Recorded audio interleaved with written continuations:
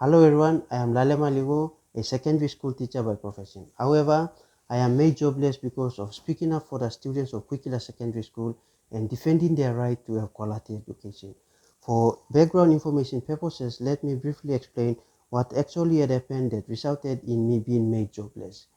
On the 29th day of January 2023, many of you may have watched the video that I posted in Facebook disclosing mismanagement, misappropriation, and misuse of school funds by the administration of Kwikila Secondary School in 2022.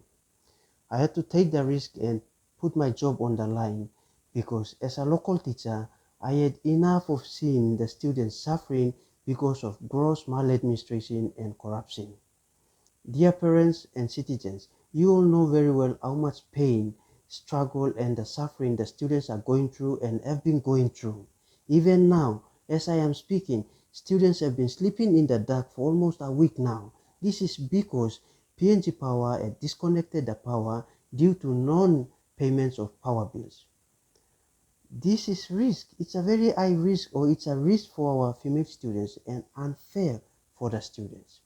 I had to put my job on the line because I had enough of seeing the administration spending the school funds recklessly without following any school budget. Let me give you two examples to give you a picture of what I am talking about here. At one instance, term number 1 of 2022 to be more specific, the administration recklessly used up 1 million kina within 10 weeks or less. Just imagine that. At another instance, 418,000 kina came in as TFF.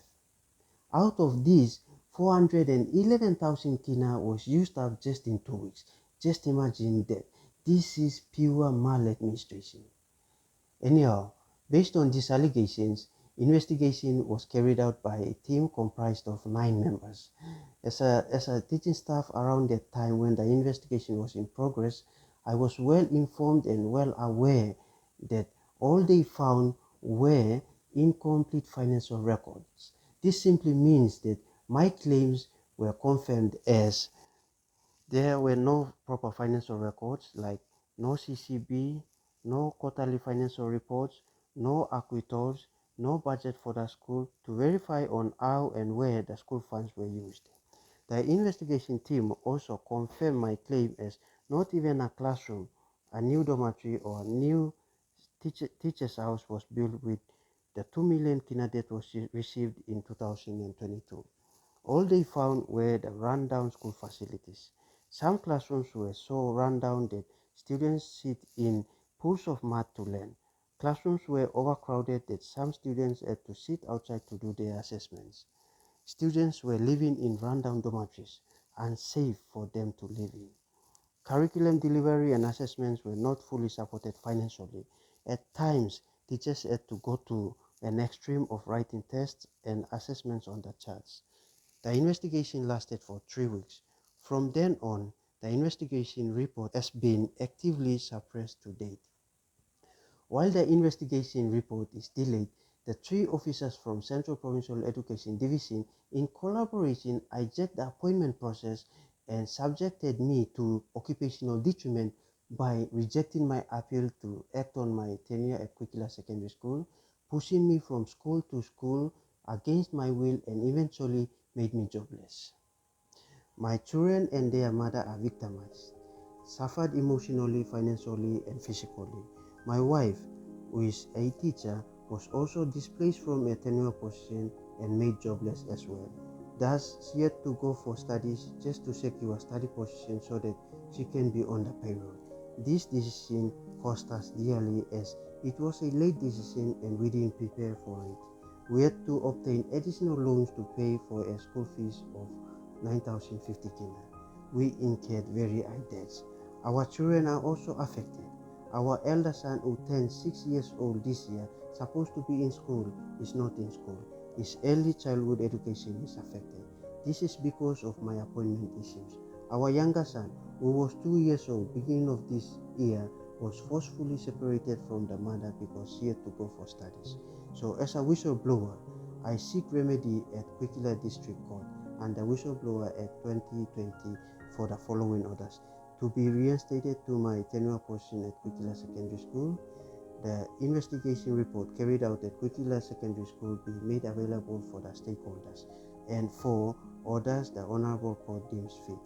However, the case was dismissed at the District Court because the District Court magistrates do not have the jurisdiction to make ruling on administrative issues.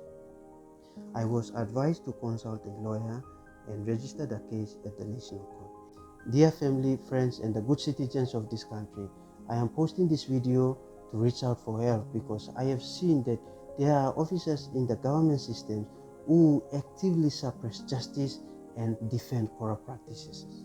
Therefore, we need good team to fight against corruption to see transformation in our schools, in our institutions, and in our government systems.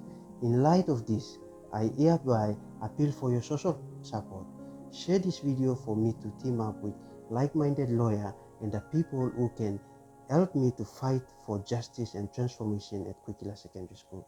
Please share this video in every Facebook and WhatsApp group to show your support and to show that we had enough of seeing our children suffering because of corruption. Before I conclude, as they always say, there is no such thing as something for nothing, meaning that we have to pay the price to see justice and transformation in our school and in our society. Therefore, I am appealing for donation of any amount to pay for legal fees. Nothing is too big, nothing is too small. Whatever amount you donate will go for legal expenses.